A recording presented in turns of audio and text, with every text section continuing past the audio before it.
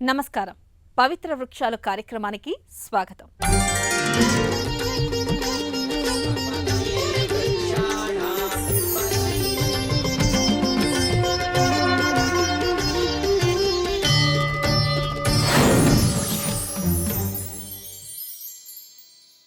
చీమను చూసి క్రమశిక్షణ నేర్చుకో, భూమిని చూసి ఓర్పుని నేర్చుకో, చెట్టును చూసి ఎలా ఎదగాలో నేర్చుకో అన్నారు పెద్దలు.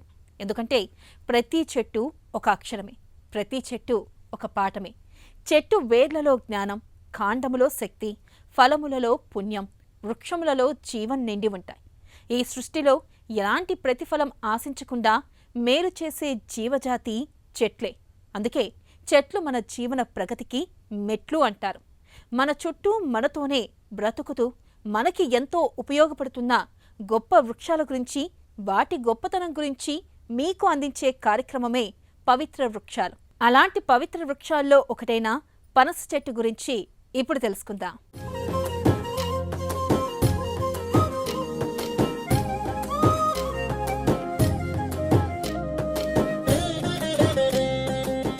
పనస పండును స్కందఫలమును కూడా పిలుస్తారు. ఒక్క పనస పండు తెచ్చుకుంటే చాలు, ఇంటిలో 10 చక్కగా 2-3 రోజులు తినచ్చు.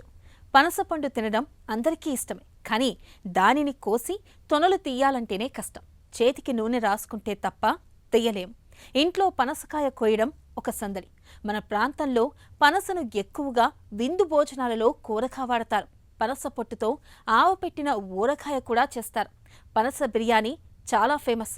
ఇలా చాలా రకాలుగా పనస చెట్టు మనకు ప్రీతికరమైనది.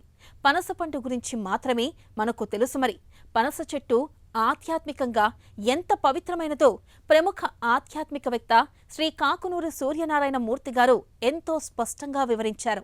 చూసేద్దాం.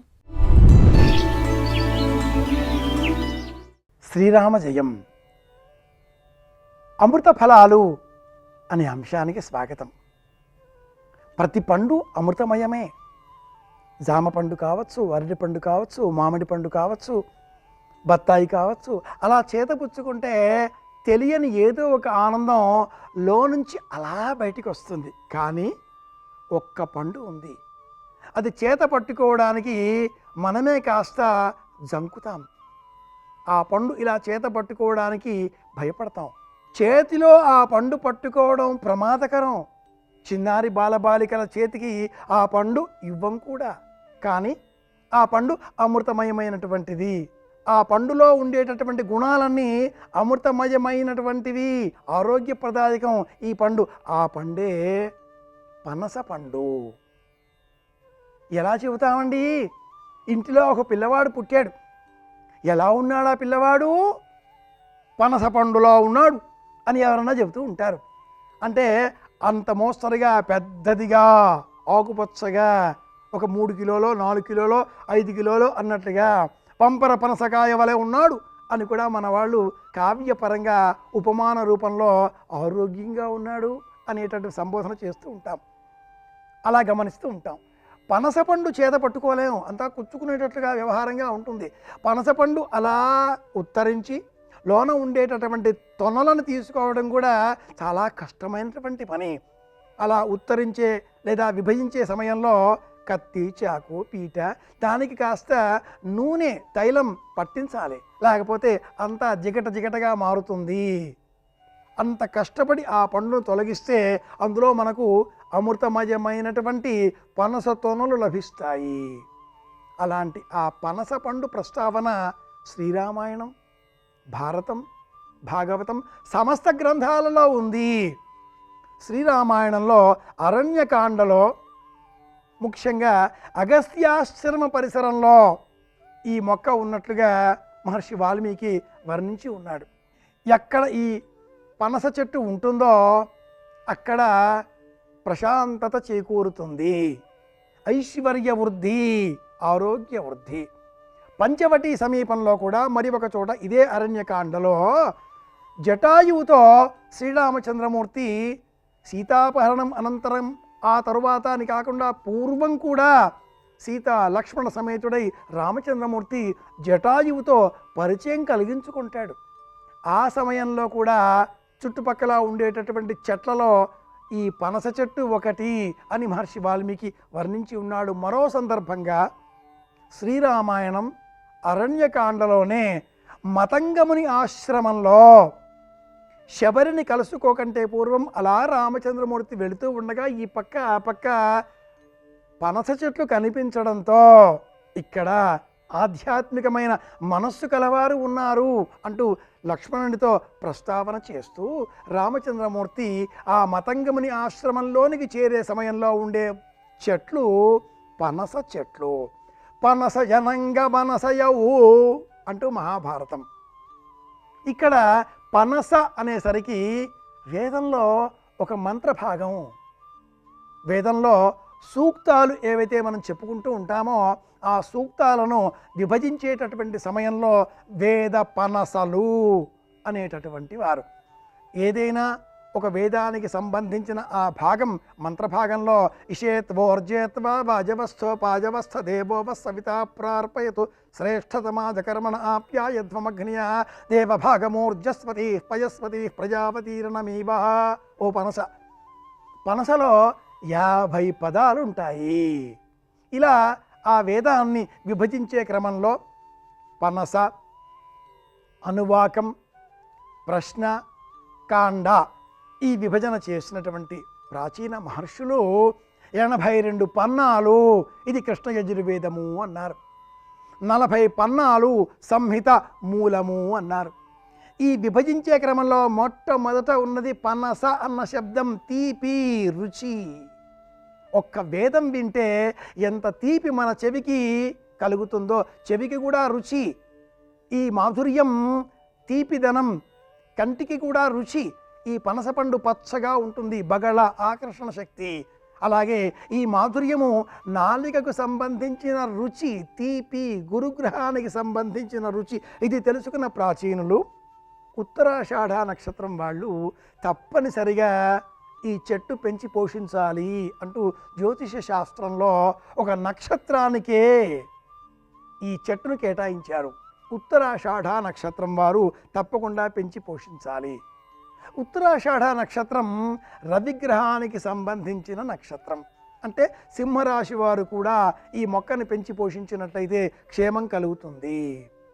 కంటకీ ఫలం అన్న పేరిట చూడ్డానికి ఆకుపచ్చ రంగులో ముండ్ల వలె ఉండేటటువంటి ఈ పనస పండు శాస్త్రంలో ఎంతగా వర్ణింపబడి ఉందో అంతగా పురాణాలలో కూడా చెప్పబడి ఉన్న కారణం చేత దైవ సేవలో విశేషంగా ఈ పనస పండ్లను నివేదనగా సమర్పించినటువంటి వారికి అద్భుతమైన జ్ఞాపక శక్తి చేకూరుతుంది.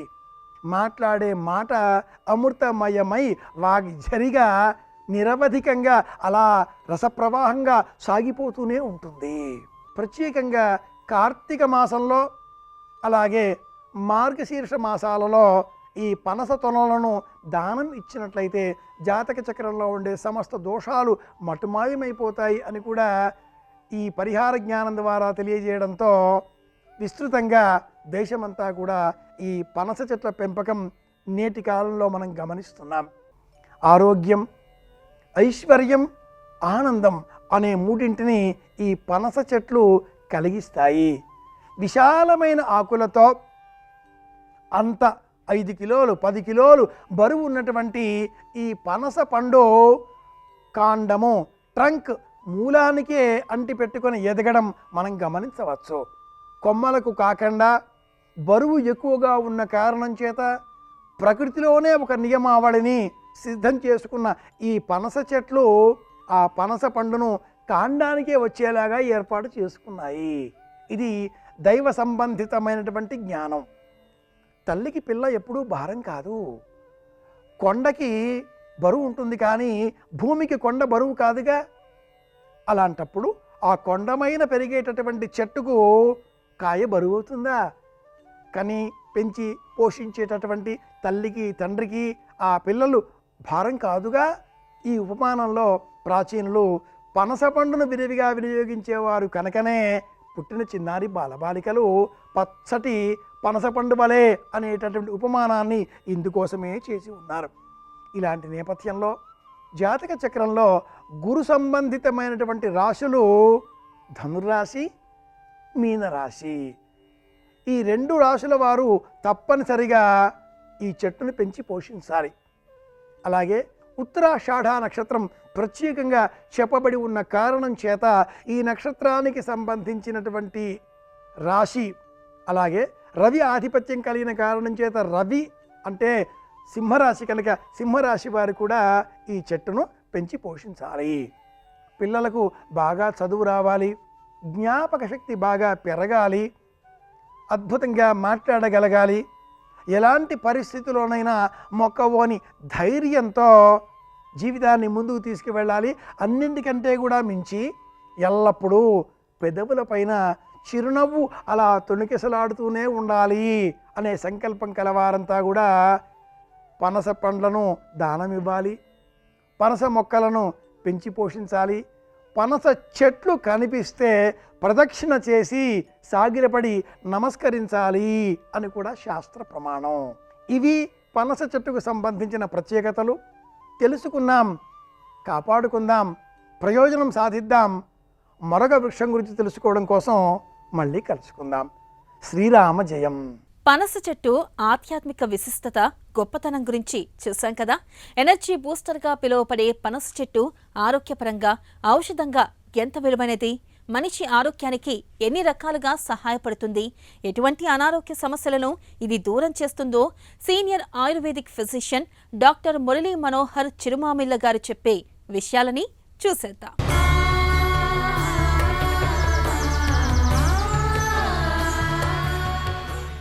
నమస్కారం.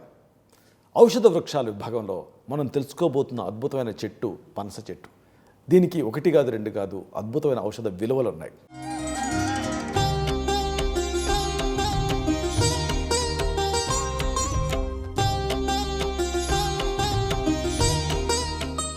పనస నిజానికి ఆ పేరు వింటే చాలామంది ఇష్టపడతారు. అంటే కేవలం రుచికరమైనటువంటి పండు మాత్రమే కాదు, ఇది అనేక ఆరోగ్య ప్రయోజనాల్ని మనకి అందిస్తుంది. అసలు ఇక్కడ మీకు కొన్ని ముఖ్యమైన విషయం చెప్పాలి. వేల సంవత్సరాల నాటి ఆయుర్వేద గ్రంథాలలో దీని ప్రస్తావన ఉంది. ప్రాచీన కాలం నుంచి కూడా మన సంస్కృతిలో పనస అనేది ఒక ప్రత్యేకమైన స్థానాన్ని సంపాదించుకుంది. దీని విశిష్టమైనటువంటి ఆ రుచి, అలాగే పోషక విలువలు, ఔషధ గుణాలు అన్నీ కూడా ఈ వ్యాధుల్ని నయం చేసేటటువంటి శక్తిని కలిగి ఉన్నాయి. అన్ని పండ్లలోకెల్లా ఈ పనస అనేది రాజు లాంటిది అని చెబుతుంది ఆయుర్వేదం. దీని ఆకులు, బెరడు, అలాగే వేరు, కాయ, పండు, ఆఖరికి గింజలు అన్నిట్లోనూ ఆహారపు విలువలు, ఔషధ విలువలు అన్నీ ఉన్నాయి. పనస చెట్టు తాలూకు ఆ మొత్తం సమాచారం, స్వరూపం, ఔషధ విలువలు మనం 1 by 1 తెలుసుకుందాం. ప్రధానంగా దీని స్వరూపం విషయానికి వస్తే చాలామందికి పనస తొనలు తెలుసు, కానీ దాని చెట్టు ఎలా ఉంటుందన్న సంగతి తెలియకపోవచ్చు. పనసని అది అనాకార్డియం హెట్రోఫిల్లస్ అనేటటువంటి పేరుతో పిలుస్తారు. ఇది ఒక సతత హరిత వృక్షం, అంటే ఎవర్గ్రీన్. ఇది 5 నుంచి 15 మీటర్ల ఎత్తు వరకు పెరుగుతుంది. దీన్ని గిల్లారనుకోండి పాల్లాంటి ద్రవం వస్తుంది. ఆకులు కణుపుకి 1 చొప్పున 10 నుంచి 20 సెంటీమీటర్ల పొడవులో దళసరిగా, వెడల్పుగా, కోల ఆకారంలో ఉండి ఆ చివరేమో గుండ్రంగా, అలాగే అంచులకి ఎటువంటి నొక్కులు లేకుండా ఉంటాయి. అయితే చిన్న మొక్క అనుకోండి, అప్పుడు ఆకులకి పెద్ద నొక్కులు ఉంటే ఉండొచ్చు. ఇక లేత ఆకులు పొడవైనటువంటి ఆ పత్ర పుష్పాలతోటి కప్పబడి ఉంటాయి. అలాగే లేత ఆకుపచ్చ, పసుపు రంగులలో ఉండేటటువంటి స్త్రీ పురుష పుష్పాలు ఒకే చెట్టుకి వేరువేరు కంతులలో కొమ్మల మీద కానీ కాండం మీద కానీ వస్తాయి. ఇది దీని ప్రత్యేకత. ఇక పనస పండ్లు, వీటికి ఔషధ విలువలు కూడా బాగా ఎక్కువ. ఈ పనస పండ్లు సాధారణంగా మే అలాగే ఆగస్టు వరకు మనకి లభిస్తాయి. లేత కాయల్ని కూరగా వండుకుంటూ ఉంటారు చాలా చోట్ల. ఇక పనస పండు తొనల విషయానికి వస్తే చాలా మధురమైనటువంటి రుచి ఉండి శరీరానికి పుష్టిని, బలాన్ని, ప్రధానంగా శుక్రవృద్ధిని కలిగిస్తాయి. రక్తాన్ని ఇది ఉత్పత్తి చేస్తాయి. అలాగే మెదడు ఇంకా నరాలకి శక్తినిచ్చి పైత్యాన్ని తగ్గిస్తాయి పనస తొనలు అనేవి. అయితే వీటిని మరీ ఎక్కువగా తింటే మళ్ళీ ఆకలి మందగించే అవకాశం ఉంటుంది కాబట్టి పరిమితంగా తీసుకోవాలి. కడుపు నొప్పి, అలాగే శీతపైత్యం అంటే దద్దుర్లు, ఇంకా దప్పిక, ఇలాంటి సమస్యలు దీంతో మరి ఎక్కువ తింటే వచ్చే రిస్క్ ఉంటుంది. దీనికి విరుగుడుగా ఏం చేయాలి? అరటిపండు, అలాగే ఏదన్నా నువ్వుల నూనె లాంటివి తీసుకోవచ్చు.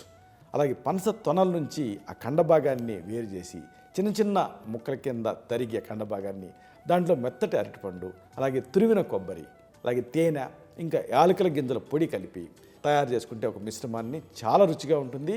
ఇది మంచి శక్తినిస్తుంది. అలాగే మంచి ఇది ఆరోగ్యాన్ని కూడా ఇది ఇస్తుంది. మెయిన్గా కాలేయానికి మంచిది. ఈ పనసతోటి ఎలాంటి సమస్యలు తగ్గించుకోవచ్చు అంటే ఇది అనేక సమస్యలకి ఇది ఒక మంచి ఔషధం.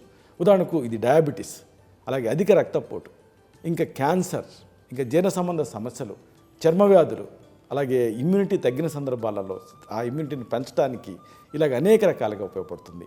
ఎముకల ఆరోగ్యాన్ని పెంచుతుంది, మలబద్ధకం సమస్యను తగ్గిస్తుంది, గుండె జబ్బులకి నివారణగా ఉంటుంది, బద్ధ పురుగుల తాలూకు సమస్యను కూడా ఇది తగ్గిస్తుంది.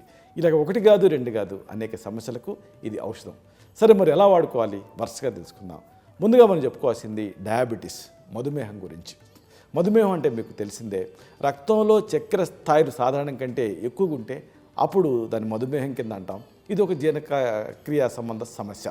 దీర్ఘకాలంగా ఇది ఉంటే గుండె జబ్బులు, మూత్రపిండాల వైఫల్యం లాంటి రిస్కులు ఉంటాయి. అలాగే నర్వస్ సిస్టమ్కి సంబంధించినటువంటి తిమ్మిర్లు ఇలాంటివి కూడా ఇబ్బంది పెడతాయి. అయితే మరి పనసని ఎలా వాడుకోవాలి అంటే పనస ఆకుల కషాయాన్ని వాడుకోవాలి.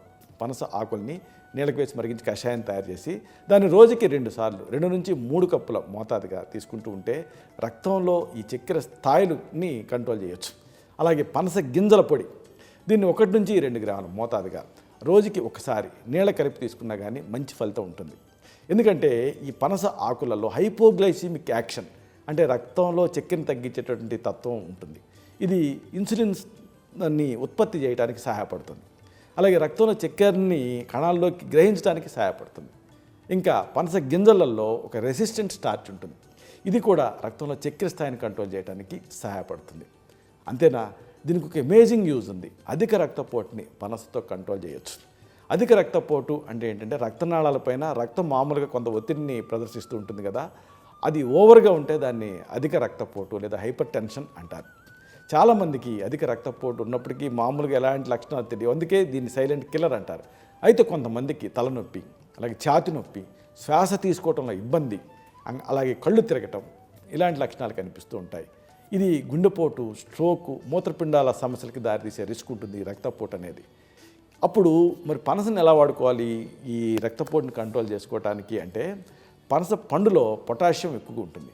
కాబట్టి రోజుకి ఒక్కసారి 100 నుంచి 200 గ్రాముల పండిన పనస పండుని సింపుల్గా తీసుకుంటూ ఉంటే ఇది రక్తపోటు కంట్రోల్కి సహాయపడుతుంది, ఎందుకంటే పొటాషియం ఉంటుంది కాబట్టి. అలాగే పనస గింజల పొడి, దీన్ని 1 నుంచి 2 గ్రాముల మోతాదుగా నీళ్లతోటి కలిపి ఇంటర్నల్గా తీసుకుంటూ ఉంటే కూడా యూస్ఫుల్గా ఉంటుంది. ఎందుకంటే ఈ పనసలో ఉండే పొటాషియం రక్తనాళాన్ని విశాలపరచడానికి సహాయపడుతుంది. దీంతో రక్తపోటు తగ్గుతుంది. ఇది శరీరంలో సోడియం స్థాయిని కంట్రోల్ చేయడానికి కూడా సహాయపడుతుంది. అలాగే చెప్పుకున్నాం కదా, క్యాన్సర్ ప్రివెన్షన్కి కూడా ఇది యూస్ఫుల్గా ఉంటుంది. క్యాన్సర్ అనేది శరీరంలో కణాలు అసాధారణంగా పెరిగి ఇతర భాగాలకు వ్యాపించేటటువంటి ఒక వ్యాధి స్థితి. క్యాన్సర్ రకాన్ని బట్టి అనేక లక్షణాలు మారుతూ ఉంటాయి. ఏదేమైనా సాధారణ లక్షణాల్లో ముఖ్యంగా మనం అనుమానించాల్సింది బరువు తగ్గటం, అలాగే అలసట, నొప్పి, ఇంకా చర్మంలో మార్పులు రావటం, గడ్డలు తయారవటం ఇలాంటివి ఉన్నప్పుడు జనరల్గా క్యాన్సర్ని అనుమానించాల్సి ఉంటుంది. అప్పుడు మరి ఈ పనసని ఎలా వాడుకోవాలి ప్రివెన్షన్ కోసం అంటే దీంట్లో యాంటాక్సిడెంట్ లక్షణాలు ఉంటాయి. అంటే ఏమిటి, మెయిన్గా లిగ్నిన్స్, అలాగే ఫ్లావోన్స్, అలాగే సొపోనిన్స్ ఇలాంటివి ఈ పదార్థాలు ఉంటాయి. కాబట్టి వీటిని పనసని ఆహారంలో భాగం చేసుకుంటే క్యాన్సర్ ప్రివెన్షన్కి ఇది సహాయపడుతుంది. అంటే ఆ ప్రొలిఫరేషన్ని ఆపడానికి ఇవన్నీ సహాయపడతాయి. ప్రత్యేక మోతాదు కోసం మీరు ఆ క్యాన్సర్ రకాన్ని బట్టి వైద్య సలహా తీసుకోవచ్చు. ఏదేమైనా దీంట్లో ఉండేటువంటి యాంటాక్సిడెంట్లు శరీరంలో ఫ్రీ రాడికల్స్ని తొలగించేసేసి కణ నష్టం నుంచి కాపాడతాయి. దీంట్లో ఉండేటువంటి ఆ సపోనిన్స్ లాంటి సమ్మేళనాలు క్యాన్సర్ కణాల పెరుగుదలని కట్టడి చేస్తాయి. ఈ రకంగా ఇది క్యాన్సర్ ప్రివెన్షన్కి సహాయపడుతుంది. అలాగే జీర్ణ సంబంధ సమస్యలు ఉన్నప్పుడు కూడా పనస మీకు యూస్ఫుల్గా ఉంటుంది. జీర్ణ సమస్యలు అంటే ఏమిటి, ఆహారం జీర్ణం కాకపోవటం వల్ల పేగుల కదలికల్లో మార్పులు రావటం. అయితే మరి ఇలాంటి సందర్భాల్లో పనసని ఎలా వాడుకోవాలి అంటే పనస గింజలు వీటిల్లో ఫైబర్ ఎక్కువ ఉంటుంది. కాబట్టి 2 నుంచి 3 గ్రాముల పనస గింజల పొడిని రోజుకి ఒకసారి నీళ్లతోటి తీసుకుంటూ ఉంటే మలబద్ధకం సమస్య తగ్గుతుంది. అలాగే పండిన పనస పండుని సింపుల్గా తీసుకుంటూ ఉంటే జీర్ణక్రియ పెరుగుతుంది. ఎందుకంటే పనస గింజల్లో ఉండేటువంటి ఫైబరు పేగు కదలికలకి సహాయపడుతుంది. అలాగే మలాన్ని మృదువుగా చేస్తుంది. అప్పుడు ఏం జరుగుతుంది, మలబద్ధకం సమస్య తగ్గుతుంది. పనస పండులో ఉండేటువంటి ఆ గుజ్జు ఆ పేగు పూతని కంట్రోల్ చేయడానికి కూడా సహాయపడుతుంది. అలాగే చాలామందిని ఇబ్బంది పెట్టే సమస్య చర్మ సంబంధ సమస్యలు, స్కిన్ ప్రాబ్లమ్స్. ఇలాంటప్పుడు ఈ చర్మ సంబంధ సమస్యలు ఉన్నప్పుడు చర్మం పైన రకరకాల వ్యాధులు వచ్చేటువంటి అవకాశం ఉంటుంది. అసౌకర్యాలు కూడా ఉంటాయి. ఉదాహరణకు దురద, దద్దుర్లు, పొక్కులు, చర్మం పొడిబారటం, మంటగా అనిపించటం, చర్మం రంగు మారటం, ఇలాంటి అనేక సమస్యలు ఇబ్బంది పెడుతూ ఉంటాయి. సాధారణంగా ఎలర్జీలు, ఇన్ఫెక్షన్స్, జన్యుపరమైన కారణాలు, పర్యావరణ కారణాలు ఇవన్నీ కూడా చర్మ సమస్యలకి కారణాల కింద ఉంటూ ఉంటాయి. ఇలాంటప్పుడు పనసను ఎలా వాడుకోవాలి? పనస ఆకులు వీటిని మెత్తగా నూరి సింపుల్గా ఆ చర్మం తాలూకు ఆ లీజన్స్ పైన, పుండ్లపైన లేదా వాపున్న చోట పేస్ట్ లాగా రాయాలి. దీంతో రిలీఫ్ వస్తుంది. అలాగే ఎండిన మానుని మిరియాలు వేసి నూరాలి, కొంచెం నీళ్లు చిలకరిస్తూ. దాన్ని ఆ గజ్జి కురుపుల మీద అప్లై చేస్తే తగ్గుతాయి. ఇలాగా పనసాకులలో యాంటీ ఇన్ఫ్లమేటరీ లక్షణాలు ఉంటాయి కాబట్టి చర్మ సంబంధ సమస్యల్ని ఇది తగ్గించడానికి సహాయపడుతుంది. ముక్తాయింపుగా ఒక ముఖ్యమైన మాటను మీకు చెప్పి తీరాలి. పనస ఒక అద్భుతమైన ఔషధ చెట్టు. దీంట్లో ఎంత మాత్రం సందేహం లేదు. దీంట్లో ఉండేటటువంటి ఆ పోషక విలువలు, ఔషధ గుణాలు ఇవన్నీ కూడా మన ఆరోగ్యానికి ఎంతో మేలు చేస్తాయి.